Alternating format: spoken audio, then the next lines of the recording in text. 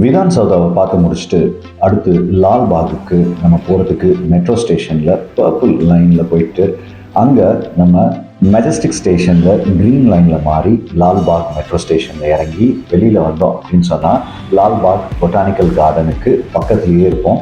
And அந்த இடத்துல இந்த ஒரு பெரிய சிக்னலை பார்க்க முடியும். அண்ட் இந்த இடத்துல ஒரே ஒரு கடை தான் இருக்குது. நீங்கள் ரெஃப்ரெஷ் பண்ணிவிட்டு லால்பாக் பொட்டானிக்கல் கார்டனுக்குள்ளே போகிறதுக்கு நீங்கள் டிக்கெட் வாங்கிக்கலாம். அடல்ட்ஸ்க்கு 30, கிட்ஸுக்கு 20 அந்த மாதிரி வச்சுருக்காங்க. ஸோ டிக்கெட் வாங்கிட்டு பேக்கெல்லாம் செக் பண்ணிவிட்டு உள்ளே அனுப்பிச்சி விடுவாங்க. ஸோ இந்த லே அவுட்டை பார்த்துட்டே வந்து நீங்கள் ஸ்டார்ட் பண்ணுங்கள். ஏன்னா பெரிய இடம், நம்ம எங்கெங்கே போகிறது, எப்படி போய் பார்க்குறது அப்படின்றத அந்த லே அவுட்டில் பார்த்துக்கோங்க. ஃபுல்லாகவே வந்து செடிகள், பூக்கள் அப்படின்னு ரொம்ப அழகான ஒரு ப்ளசண்ட்டான ஒரு இடம். நிறையா நடந்து போகிற மாதிரி தான் இருக்குது இங்கே உள்ளுக்குள்ளே. ஸோ அதனால் get prepare to walk.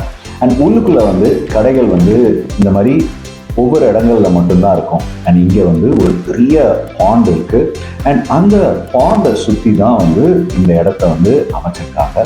And இந்த இடத்துல நம்ம நடந்து போகும்பொழுது ஒவ்வொருத்தவங்களும் அவங்கவுங்க பிக்சர்ஸ் அண்ட் ஃபோட்டோஸ் எடுத்துகிட்டு இருப்பாங்க.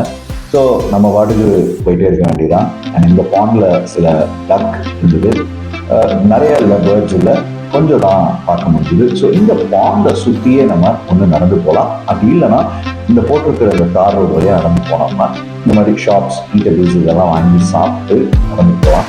அண்ட் மரங்கள் வந்து ரொம்ப வருஷங்கள் அப்படியே வந்து பாதுகாக்கிற மாதிரி இருக்குது.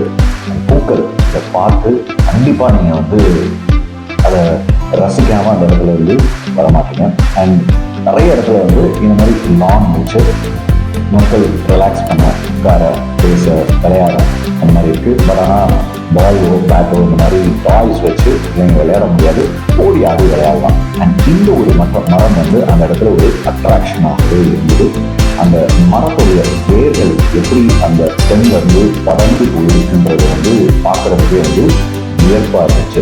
ஸோ இந்த பக்கத்தில் போய் பார்க்கலாம். அது இன்னும் கொஞ்சம் நெருங்கி போய் பார்த்தோம் அப்படின்னு சொன்னால் இந்த இடத்துக்குள்ள ஒரு ஃபென்ஸ் போட்டு வச்சுருக்காங்க. தாண்டி நம்ம போக முடியாது. ஒயிட் சில்க் பவுன் ட்ரீ. இந்த மரத்தை நிச்சயமாக அங்கே பார்த்துருங்க, இறந்து போயிங்க. நான் பார்க்கும்போது பார்த்து மரமா அப்படின்னு பார்த்துட்டு அந்த இடத்துல இருந்து கிளம்பி போகிறேன்.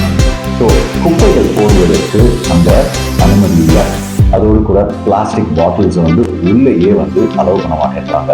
ஸோ இங்கே வந்து நம்ம பார்க்க வேண்டிய ஒரு முக்கியமான அட்ராக்ஷன் அப்படின்னு சொன்னால் இந்த இடத்துல ஒரு கிளாஸ் ஹவுஸ் இருக்குது. அண்ட் இந்த கிளாஸ் ஹவுஸ் வந்து யூரோப்பில் இருக்கக்கூடிய கிளாஸ் ஹவுஸ் இதோடைய டிசைனை பேஸ் பண்ணி வச்சிருக்கிறதாக சொல்கிறாங்க. அண்ட் இந்த ஒரு மரம் பார்த்துருக்கீங்க.